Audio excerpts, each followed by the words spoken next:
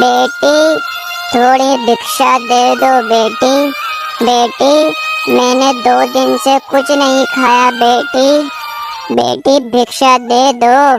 कहीं और जाइए बूढ़े बाबा, अभी हमारे पास पैसे नहीं हैं। थोड़ी भिक्षा दे दो बेटी। बेटी, मैंने 2 दिन से कुछ नहीं खाया। तुम्हारे पास जो कुछ भी हो वो मुझे दे दो बेटी। एक बार कहा ना, नहीं है। आपके समझ नहीं आती है क्या? आगे बढ़ो, तुम्हारा तो रोज का काम है।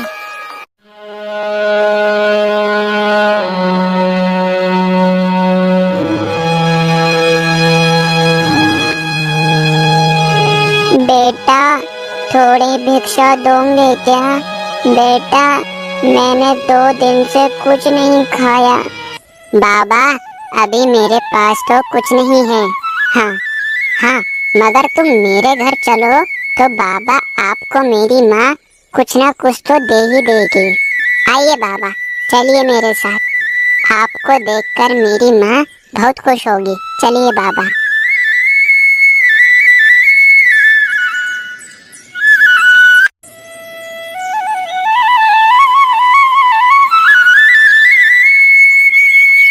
माँ, ओ माँ, माँ, देखिए बाहर कौन आया है। माँ, इन्हें कुछ खाने के लिए दीजिए ना। इन बूढ़े बाबा को बहुत तेज भूख लग रही है।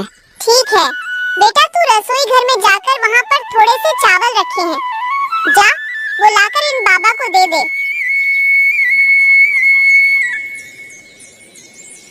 अरे बेटी, तुम्हारा कितना अच्छा लड़का है।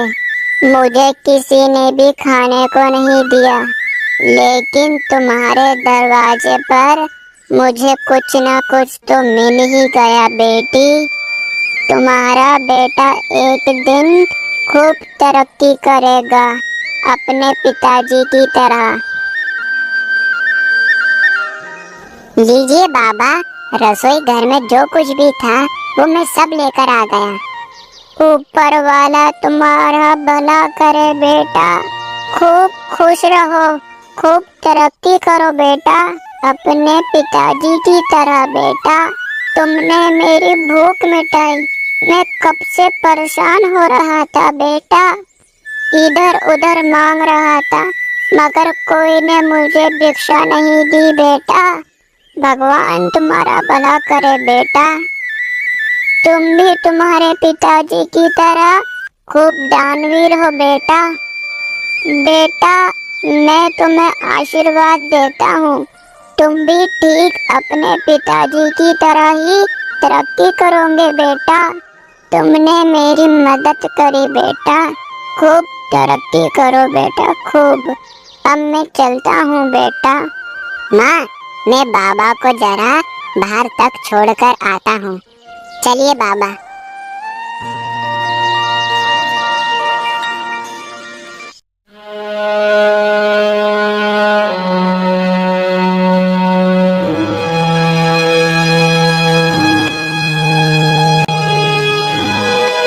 माँ, मुझे बहुत तेज भूख लग रही है, कुछ खाने को दीजिए ना। अरे बेटा, जो कुछ भी घर में रखा था वो तूने उन बूढ़े बाबा को दे दिया। अब घर में कुछ भी खाने को नहीं है। नहीं नहीं माँ, मुझे भूख नहीं लग रही। बेटा, मगर बेटा तू चिंता मत कर, मैं अभी तेरे लिए कुछ ना कुछ तो बनाती हूँ। असल में जब किसी को भूख लगी हो तो उसे खाली हाथ नहीं भेजना चाहिए। बेटा, तुम्हारे पिताजी के पास जो कुछ भी होता था वो सब बांट देते थे, इसलिए आज उनके मरने के बाद हमारे पास कुछ भी नहीं बचा। माँ, माँ तुम क्यों रोती हो? माँ चुप हो जाओ। माँ, एक दिन बड़ा होकर मैं तुम्हारी सभी दिक्कतें दूर कर दूंगा माँ। मेरा प्यारा बेटा। माँ, सब लोग कहते हैं कि तेरे पिताजी जो थे वो बड़े ही दानवीर थे। उन्होंने खूब सारी तरक्की की, मगर उन्होंने ऐसी क्या तरक्की की माँ, मुझे तो समझ ही नहीं आती है। पिताजी के जाने के बाद केवल हमारे पास ये घर ही तो है, इसके अलावा हमारे पास तो कुछ भी नहीं है। माँ, फिर पिताजी ने ऐसी क्या तरक्की की? नहीं बेटा, ऐसा नहीं कहते। तुम्हारे पिताजी बड़े ही दानवीर थे। उन्हें अपने जीवन में खूब तरक्की की। मगर क्या माँ? माँ बताइए ना। बेटा, बहुत समय पहले की बात है, जब तू 1 साल का था, जब तुझे और मुझे तेरे पिताजी इस दुनिया में अकेला ही छोड़ गए थे। बेटा, तेरे पिताजी का एक खूब बड़ा आम का बगीचा था, जिसमें ढेर सारे आम के बड़े-बड़े पेड़ तेरे पिताजी ने लगाए थे। बेटा, मैं रोज सुबह-सुबह तुझे सुलाकर मैं उन बगीचे में जाकर ढेर सारे आम तोड़कर गांव की गली-गली जाकर उन आमों को बेचती थी। बेटा, तेरे पिताजी के जाने के बाद उन आमों को बेचकर तेरा और मेरा गुजारा बड़े आराम से चल रहा था। मगर फिर एक दिन, अरे मुखिया जी, ये अपनी जमीन के पास में ये छोटा सा आम का बगीचा किसका है? अरे जमींदार बाबू, वो हरी नहीं था जो अभी कुछ महीनों पहले खत्म हो गया?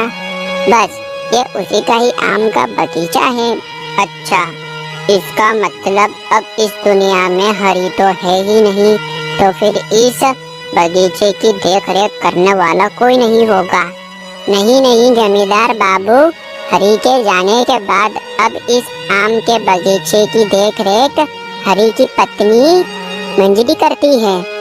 मगर मुखिया जी, अब ये बगीचा मुझे पसंद आ गया है। ये बगीचा अब मुझे किसी भी हालत में चाहिए। मगर जमींदार बाबू, हरी की पत्नी मंजरी इस बगीचे को नहीं बेचेगी। इस बगीचे के कारण उसका घर चलता है। अरे मुखिया जी, एक बार मैंने जो कह दिया सो कह दिया।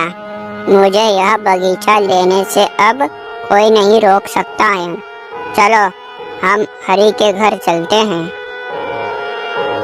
मंजरी, ओ मंजरी बाहर आओ। देखो, तुमसे मिलने गांव के जमींदार आए हैं। क्या हुआ मुखिया जी? आज आप और जमींदार साहब हमारे घर पर क्यों आए हो? अरे कुछ नहीं बेटी, वो हरी के जाने के बाद तुम्हें किसी भी प्रकार की कोई दिक्कत तो नहीं आ रही? बस उसी का हाल चाल जानने में तुम्हारे पास आया था। हमें कैसी भी दिक्कत नहीं आ रही। हम दोनों माँ बेटे हमारा गुजारा आराम से कर लेते हैं। अरे बेटी, मुझे तुमसे एक बात कहनी थी। वो बात कहनी तो नहीं चाहिए, मगर अब मैं क्या करूं, कहनी पड़ेगी। बेटी, तुम्हारे पति हरी ने आज से कुछ महीनों पहले मुझसे कुछ पैसे ब्याज की तौर पर उधार लिए थे, जब वो आम का बगीचा खरीद रहा था। बेटी, तुम्हारे पति ने जीते जी तो वो मेरे पैसे लौटाए नहीं, तो फिर अब मेरे पैसे कौन लौटाएगा? उन्होंने तो हमें कभी भी नहीं बताया कि उन्होंने तुमसे पैसे उधार लिए हैं। बेटी, ऐसी बात कोई अपनी औरत को बताता है क्या? अच्छा जमींदार साहब, मेरे पति ने आपसे कितने पैसे उधार लिए थे? अरे बेटी, वो तुम पूछो नहीं तो ही बढ़िया है, क्योंकि तुम्हारे पति ने मुझसे बहुत बड़ी रकम उधार ली थी और वो तुम कभी नहीं चुका सकती हो। हाँ, मगर मुझे मेरा पैसा तो वापस चाहिए होगा ना। तो बेटी, मैं इसी तौर पर तुम्हारा आम वाला बगीचा ले रहा हूँ। क्या आम वाला बगीचा? जमींदार बाबू, अगर आप आम का बगीचा हमसे ले लोगे तो फिर हम दोनों क्या करेंगे?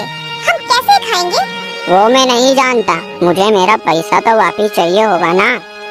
देख मंजरी, मैं कोई तेरी फालतू की बातें सुनने नहीं आया हूँ, केवल इतना कहने आया हूँ कि आज के बाद तू उस आम के बगीचे में दिखना मत। जमींदार बाबू, आप ऐसा नहीं कर सकते। कृपा करके आप हमसे हमारा आम का बगीचा मत लो। मैं आपके हाथ जोड़ती हूँ। और मंजरी, अगर तू ज्यादा बोली तो ब्याज के तौर पर ये तेरा घर भी मैं ले सकता हूँ। चलो मुखिया जी। बेटा, इसी तरह झूठ कहकर जमींदार ने अपना आम का बगीचा हड़प लिया। माँ, तुम्हें पता था कि पिताजी ने जमींदार से कुछ कर्ज नहीं लिया, तो माँ तुमने कुछ नहीं किया। तुमने उस जमींदार को अपना बगीचा क्यों लेने दिया? बेटा, मैं अकेली क्या करती? मेरे पक्ष में कोई बोलने वाला भी नहीं था। और तू तो केवल 1 साल का ही था और वो गांव का जमींदार है बेटा। उसने न जाने गांव में कितने लोगों की जमीन हड़प ली है और अपना तो कोई बोलने वाला भी नहीं था। रोना बंद करो माँ, जो होना था वो हो गया। एक दिन अपने ऊपर वाला जरूर सुनेगा।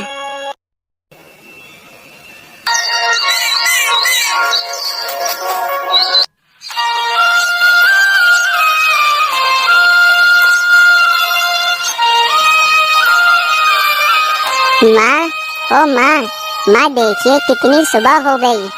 आज तुमसे पहले मैं उठ गया माँ, अब तो उठो। माँ, आपको तो बहुत तेज बुखार आ रहा है। माँ, तुम्हारा शरीर बहुत गर्म हो रहा है। माँ, माँ अब मैं क्या करूँगा? तुम परेशान मत हो बेटा, मैं ठीक हो जाऊंगी। नहीं माँ, ऐसा मत बोलिए। मैं अभी जाकर वैद्य जी को बुलाकर लाता हूँ। बेटा, बिना पैसे के डॉक्टर कैसे आएगा?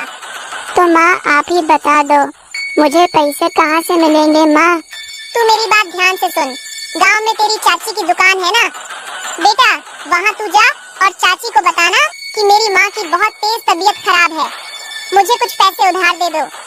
ठीक है माँ, मैं जाता हूँ। माँ तुम अपना ध्यान रखना।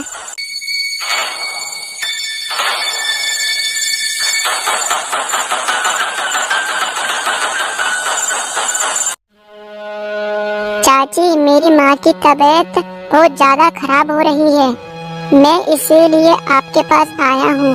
चाची मुझे जल्दी से कुछ पैसे उधार दे दो चाची, मुझे वैद्य जी को जल्दी से जल्दी अपने घर लेकर जाना है। क्या तेरी माँ की तबीयत खराब हो रही है? तो इसमें मैं क्या कर सकती हूँ? चाची मुझे जल्दी से कुछ पैसे उधार दे दीजिए, वरना मेरी माँ को कुछ हो जाएगा। चाची तू पैसे तो ऐसे मांग रहा है जैसे कोई तू हमें पैसा उधार देकर गया हो। हमारे पास क्या पैसे का पेड़ लगता है, अभी मेरे पास पैसे नहीं हैं, आगे जाओ। चाची आप ऐसा क्यों बोल रही हो? चाची मुझे कुछ पैसे उधार दे दो, हम लौटा देंगे आपके पैसे। एक बार में तेरे समझ नहीं आता क्या? जा यहाँ से।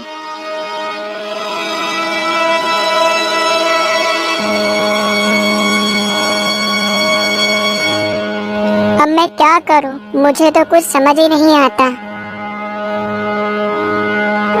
अरे बेटा बचा ले, अरे बेटा मुझे बचा ले। बेटा मैं इस पोटली को उठाते उठाते थक गया हूँ। क्या बात है बेटा, आज तो तुम बड़े उदास लग रहे हो, तुम रो क्यों रहे हो बेटा?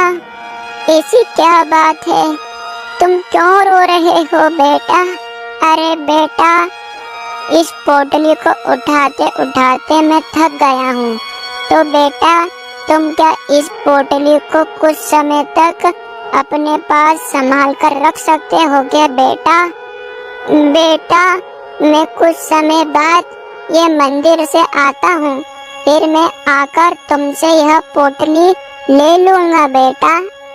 कोई बात नहीं बाबा, आप जाइए, मैं इस पोटली का ध्यान रखता हूँ। बेटा तुम तो अपने पिताजी पर गए हो, बेझिझक सबकी मदद करते हो। बेटा तुम्हारा दिल खूब बड़ा है, खूब खूब तरक्की करोगे तुम बेटा, खूब तरक्की करोगे, खूब तरक्की बेटा, खूब तरक्की करोगे एक दिन बेटा। तुम्हारा दिल खूब बड़ा है बेटा, खूब।